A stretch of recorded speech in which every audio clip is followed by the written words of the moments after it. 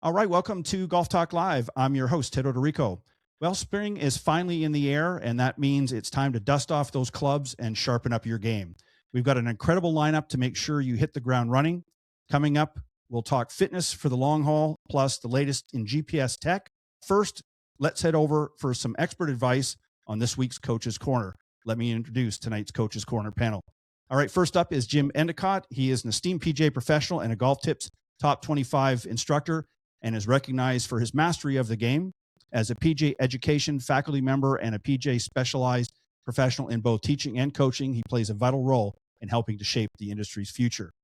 Jim has been honored with numerous North Florida PJ Section Awards, including the 2022 Section Patriot Award and the 2022 Section Youth Player Development Award. His career is defined by a deep commitment to high-level instruction, junior golf, and dedicated service to the veteran community. Also joining the panel tonight is Brian Dobbie. He is a highly distinguished PGA member and teaching professional currently at Trump National in Bedminster, New Jersey, bringing decades of experience to the course since 1994. He's a six-time NJ PGA Award winner. Brian has been recognized as the 2012 Teacher of the Year and is consistently ranked among Golf Digest top teachers in New Jersey since 2016. Guys, welcome to Coach's Corner. Thank you, Ted. It's great to be here. Nice to be here with you as well, Brian. Thanks, guys. Ted, always a pleasure to be with you and Jim, great to be with you tonight. Well, I appreciate it, guys. And as always, we're going to have try to have a good time on the Coach's Corner panel. So I'm going to start off. I think, as I said this in the opening here, obviously we're heading in. Tomorrow is actually the first official day of spring. So we got one more day left. So we're kind of on the cusp of spring. But there's still some snow and some cold weather, and I know in parts of the Northeast where you are, Brian. So it's not quite there yet, but we're getting there pretty soon. And I know people are probably getting antsy to get out and hit that course pretty soon. So we're going to talk about some things here, and I'm going to start off with Jim. And I think, Jim, one of the things that I want to talk to you about here in this segment is for some of the players who obviously have been hibernating, let's say, for lack of better words, up in Brian's neck of the woods, and maybe haven't had a chance to even pick up a golf club. What's the number one fundamental, in your opinion, that they should check before they hit the first tee? Well, thanks, Ted. Number one fundamental in getting prepared to play after having some time off, I would say, is simply getting their address position in order. And when we talk about the address position, that would include ingredients such as putting your hands on it the correct way. Now, since you have not been doing it for a while, you're going to be putting it on in the manner that you did when you put the clubs away.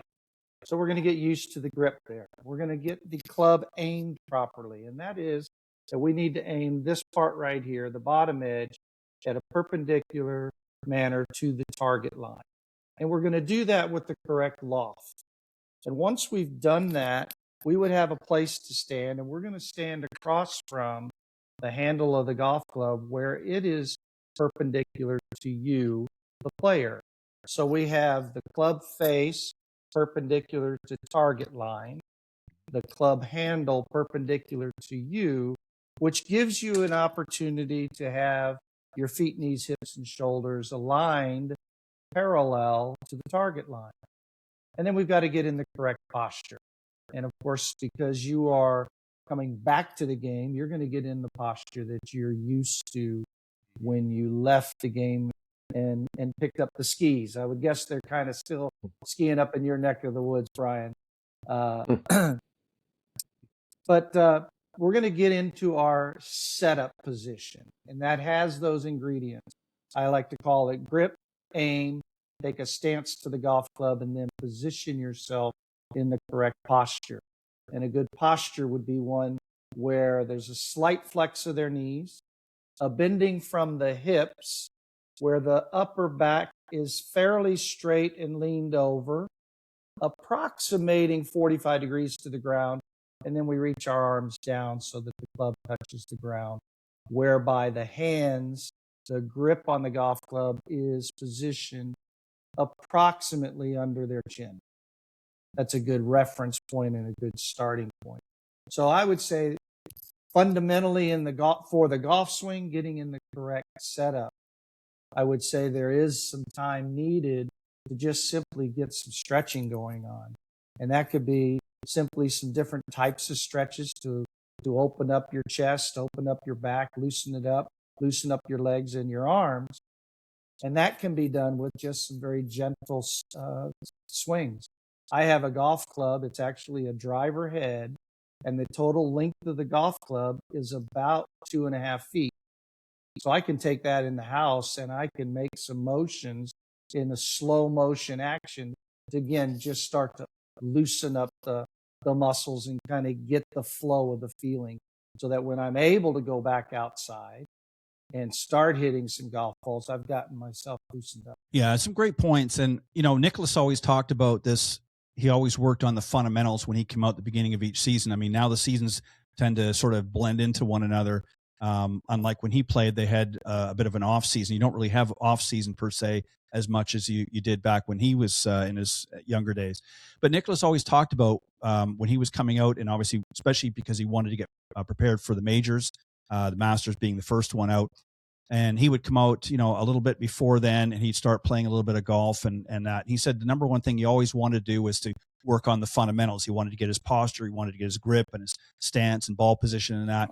And those were the things he really worked on for quite some time, just because he said, you get a little bit rusty. And, obviously he played a little bit through the winter months and the off season, but he didn't play obviously as competitively as he did through the main parts of the season. So I think that's a great point to bring up, and I think it's some sound advice for anybody, especially again up in the Northeast or even Northwest, where you still got some cold weather for a little bit longer. Now's the time to be working on some of those things. If you've got a mirror, particularly a full length mirror, even better. You can work on that. Stand in front of the mirror, work and focus on your posture and your all of your different key points, and you can kind of gauge yourself where you're sitting. In the fundamentals right before you even head out to the first tee. So it's a great, and then obviously you're going to go and see your coach or your instructor before you start, and maybe get a quick tip before you get out on the course the first time. Or if you haven't, you should be doing that. So some great points, Jim. I appreciate that. Brian, I'm going to ask you, this is something that I think a lot of amateurs particularly struggle with. Again, they haven't got that feel back quite yet. And one of the things that they're doing very quickly is either hitting some thin or heavy chip shots very early in the season. Have you got a drill that maybe can help them gain some of that crisp contact?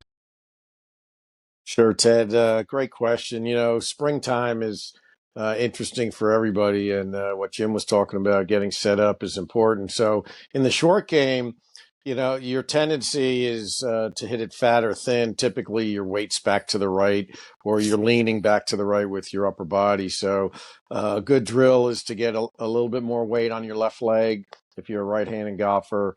Maybe preset your right foot a little bit by lifting your heel, just to get your sternum ahead of the ball, your head of the ball, and maybe your hands a little ahead of the ball. And that would really help with the low point in the swing.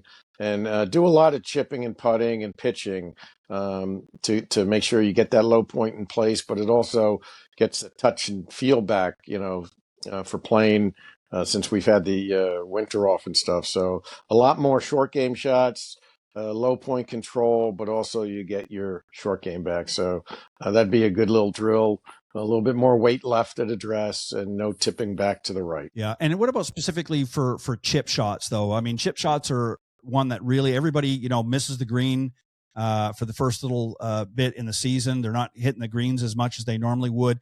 So they're maybe off to one side or short or what have you. And chip shots come into play a little bit more. Basically, the same drill applies, is to keep that weight on the lead foot a little bit more and your sternum. Is that the idea? Yes, same idea. But I also think with chipping, I think a lot of amateurs use too much loft. They pull out their 60-degree wedge, where in the springtime, get a 7-iron out and start chipping real close to the green, and just get a less lofted club. You'll probably make better contact. It'll be a smaller swing. And I think you can build up to a more lofted club as your technique gets better and your low point gets better. I see too many amateurs, even during the summer, pulling out that 60-degree wedge. I'm not a fan of that for the average player. Your contact has to be much more precise. The swing has to be bigger, and there's so much more spin on the ball. So starting out, practice chipping with a hybrid, and then a 7-iron and a 9-iron before you get to the more lofted clubs. And, one of the things that happens here in New Jersey, the course conditions aren't very good yet in the spring, and you get a lot of bare lies. The grass isn't growing yet. So, when you have a condition like that, a less lofted club can pretty much ensure a better contact. So watch what club you put in your hand when you start chipping. I'd go less loft first. Yeah, that's an excellent point as well. I agree with you. I see a lot of people, they see the pros hitting those 60-degree wedges on the PGA Tour and the LPGA Tour in some cases, and they figure, okay, I can do that too. And, a 7, 8, even a 9-iron, if they want to have a little bit of loft, is a good club to start the season with and work your way back and maybe use your pitching wedge when appropriate. But yeah, I see a lot of them doing that too, and they're thinning it out or they're hitting it, chunking it or what have you, and they're just not making good ball contact. So I agree with that as well. Jim, I'm going to come back to you. Tempo is another thing, a lot of adrenaline happening early in the season. People are excited. They're out there on the golf course. They're ready to go. And tempo is one that really kind of gets out of sync for a lot of players early in the season because they're not into that groove quite yet. So what can a golfer do if they want to sort of help to maintain a good tempo or to develop a good tempo to start the season out and get ready for some golf? Well, critical ingredient in the tempo in your golf swing is that the hands and arms and the body are working in sync, that the sequencing of events is happening at the right time, from the backswing to the through swing. And a couple things I like to have a player do, I'll go back to my idea with the shorter golf club that I talked about, where I'm not worried about hitting the ground.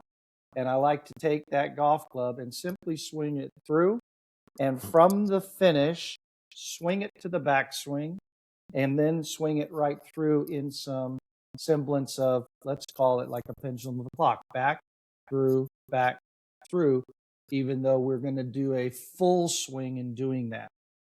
Now, with that, we can do some other drills as we take a regular length golf club in our hand. There's some drills we can do that will help to sync the arms and body together. One of them is when they take their grip like this, depending on the player's strength, if they're strong enough to do this, they would take their lower hand and place it directly on top of the top hand. And then they would do that same drill where they're swinging back and through, back and through. Now with this drill, they could do this with about a 9-iron, stick the ball on a tee about this high off the ground, and they can actually hit some shots. Start in their address position, this grip on the golf club, and make a full backswing and through swing, and it'll start to sync up the arms and the body, and the result would be a smoother tempo. Now, if the player isn't strong enough to do it this way, they can take their normal grip this way, and prior to swinging, take the index finger and pinky of both hands off the golf club and do the same process. So it's back and through and or hitting golf shots with the grip like this. What it gives them a feeling of is they don't have much grip on the golf club, and therefore they have to swing it in good rhythm and tempo. There's one other drill for the ones that are a little bit more athletic, and that is to take a pitching wedge, tee up about 5 golf balls, and they're on a fairly tall tee, something like this. And they're all about 10, 12 inches apart. So there's 5 in a line this way. Excuse me. And what we have the player do is take the golf club, push it forward past the golf ball, swing it to the backswing, and hit the first one. going all the way through to a finish. As they are preparing to hit the next one, they're going to, like the drill I've been talking about of back and through, they're going to go from the finish while they take a step forward with their right foot. They make the backswing. They take a step forward with the left foot, and they give it a hit. And then again, as it's swinging back, right foot, left foot, and they hit all 5. Mm-hmm. That's another way to hit shots, to develop that sequence of events, which in turn helps to create more of a rhythm and tempo to their golf swing. It's also good too for hand-eye coordination, because a lot of players, I know, it's interesting when you started talking about that. The first thing I thought about was I remembered years ago when Nick Faldo was working with David Ledbetter. That was a drill in one of his videos that Faldo did. Mm-hmm. And, it's a good drill. It takes a little bit of practice because it's not as easy as it looks for the first time out. It takes a little bit, but again, it does help you with your tempo and your timing. And it's, a lot of people don't realize that. They think, well, if I just go out and swing and hit a few balls at the range, I'm going to be back into the same shape as I finished the season with. And that's not the case. You've been sitting in some cases, maybe for several months.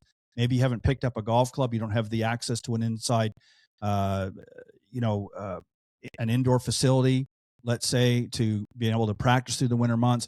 So it could be 3, could be even 6 months before you've picked up a golf club. Now you're going to go out there in the driving range and hit a half a bucket of balls before you're about to play and think that that's going to get you back in the groove. And it's just not going to happen. And Brian's smiling over there because he knows, Yeah. I'm sure a lot of the guys coming out to the club are probably in that position that they're doing other things and maybe not playing, and they're coming out and they're saying, Brian, I don't understand, early in the season, I don't what's happened to my game. And, I'm sure you've probably asked them, what have you been doing for the last 3 or 4 months? And, well, I've been watching this and doing that. And have you picked up a golf club? No. So, that they're not doing anything. So that's some great tips, Jim.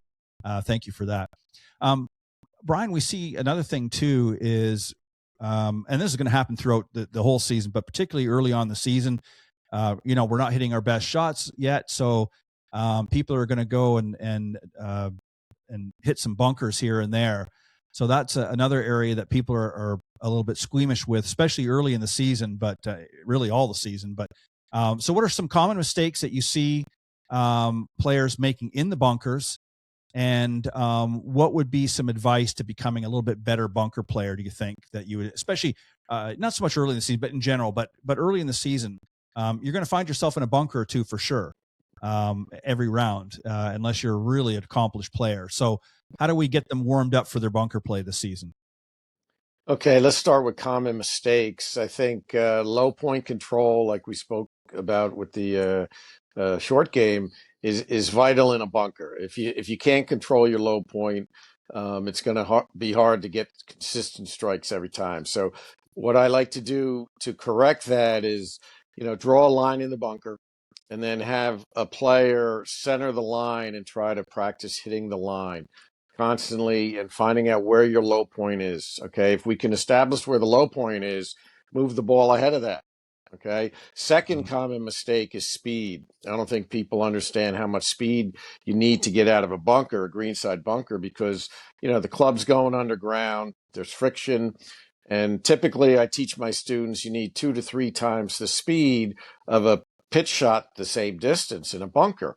Okay. So, typically, if the sand doesn't come out of the bunker, the ball's not going to come out. So we do a lot of drilling where we hit some bunker shots without a ball, just trying to contact the sand, make the sand go out on the green, and get used to the club contacting the sand. That's another good drill to get used to. Take the ball away, but make sure the club goes into the sand and you start to throw some sand on the green.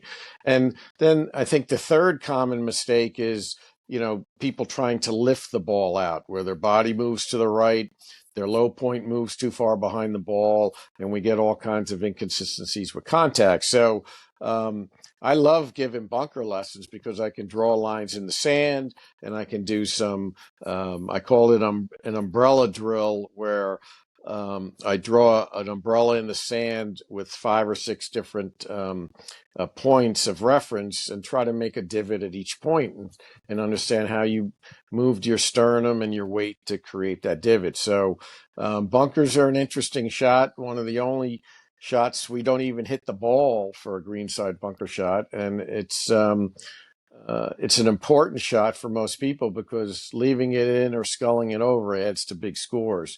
And I think the other thing is take a bunker lesson.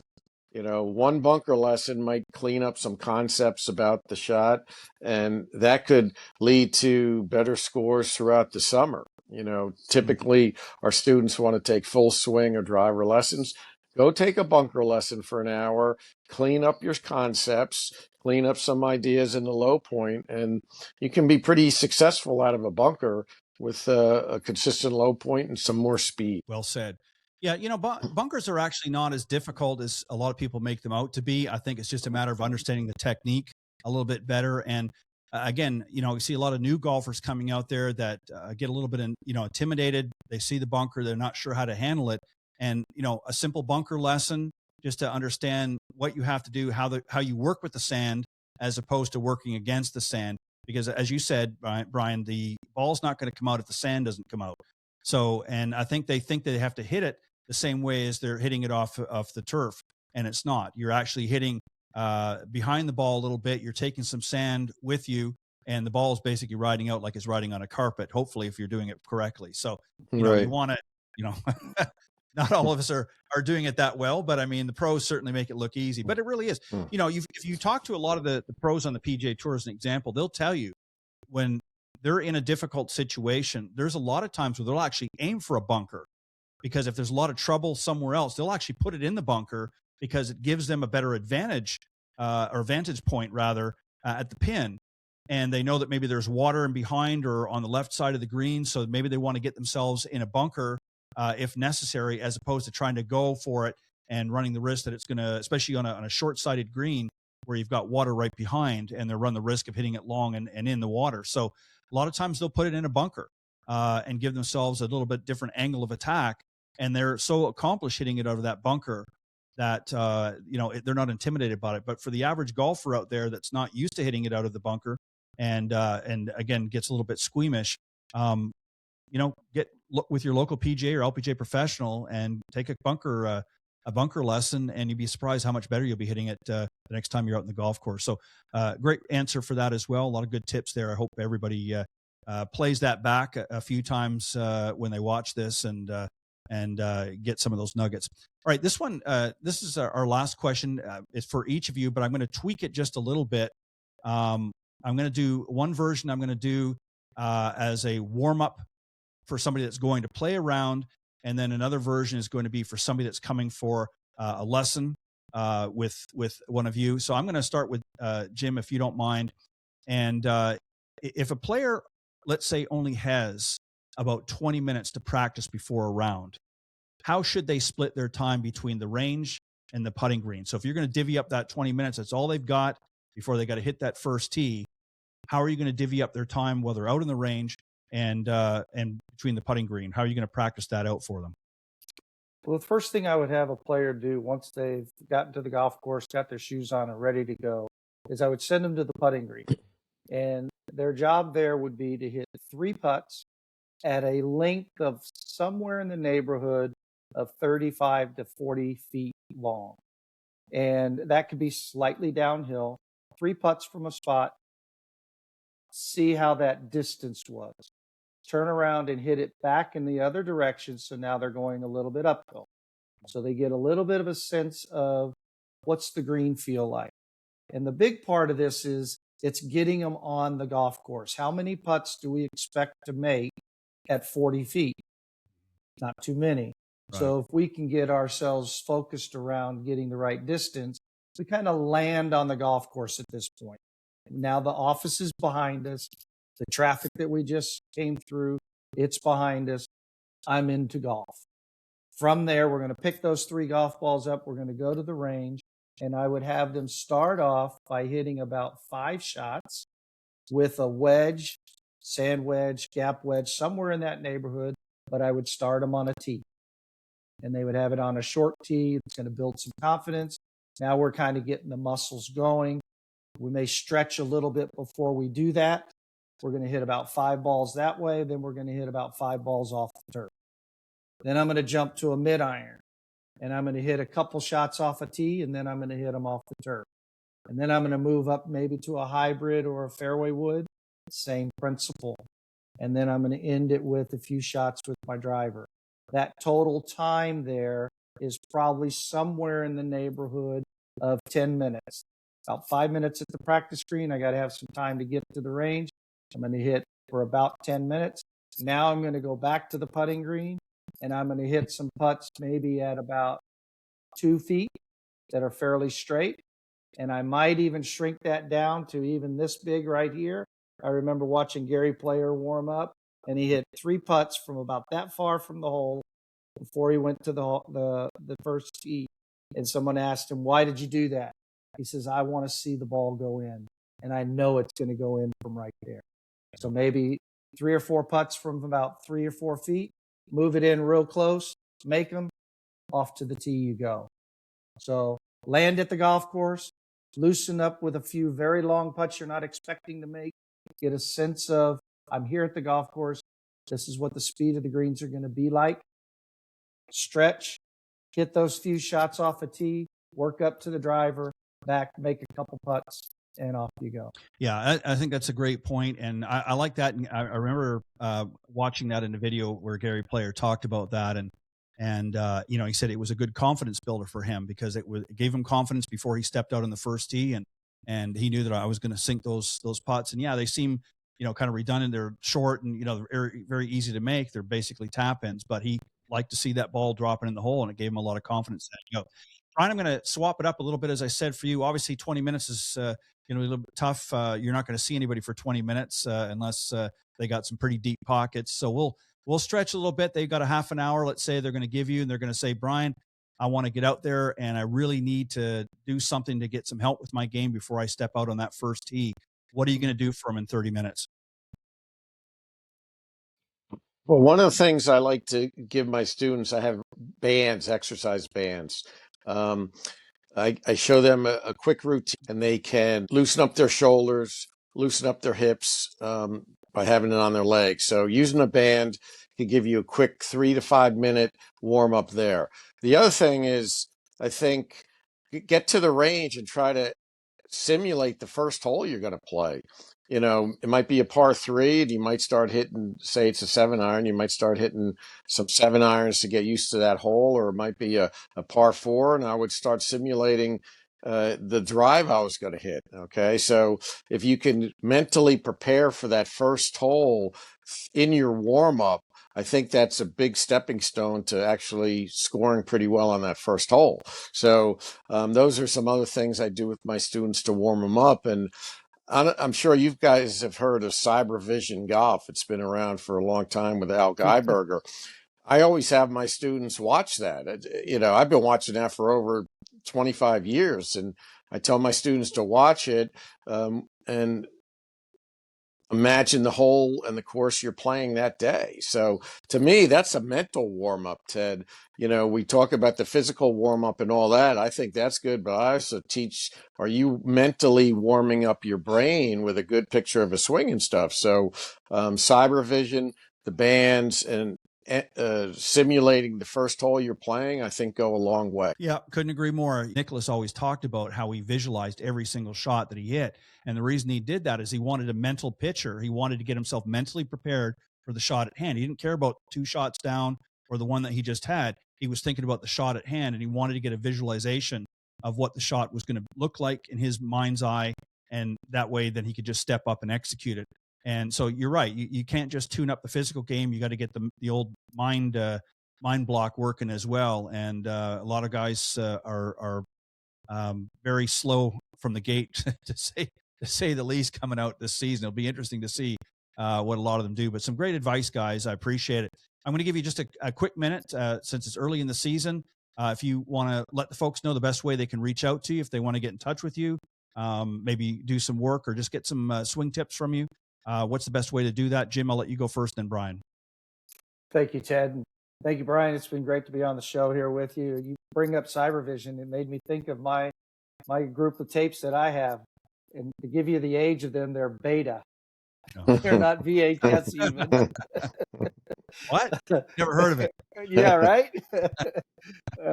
But it's always great to be on the show. Thank you, Ted. And I can be reached at J Endicott. So the first initial of my first name, my last name, at tgahq.com. Love to help anybody. Love to talk golf and see if I can help you play some better golf this season. Perfect. And Brian, what about you? What's the best place if somebody wants to reach out to you and have a conversation to get things started? Where can they do that? Hey, just give me a call at Trump National, Bedminster, New Jersey. My cell number here is 908-531-3637. And you can always email me at briandobbie.pga@yahoo.com. Ted, thanks for having me on the show. It's a great way to kick off the season. The snow is gone up here in New Jersey, and everybody's going to be coming out. So we're all itching to get out there. And Jim, it's a pleasure being on the show with you. I always tell Ted I learn more from listening to you guys than anybody's ever going to learn from me. So I love being here, and you guys are the best. Have a great season, you guys. Yeah, it sounds good. Well, I appreciate it as well. Thank you guys for always bringing your best. And it's always an interesting conversation. And ultimately, we want to help the listeners out there and the viewers, of course, to get out the season and have their best round yet. We're just getting started here on Golf Talk Live tonight. So stick around. We have plenty more expert advice coming your way right after this short break from our sponsors. We'll be right back.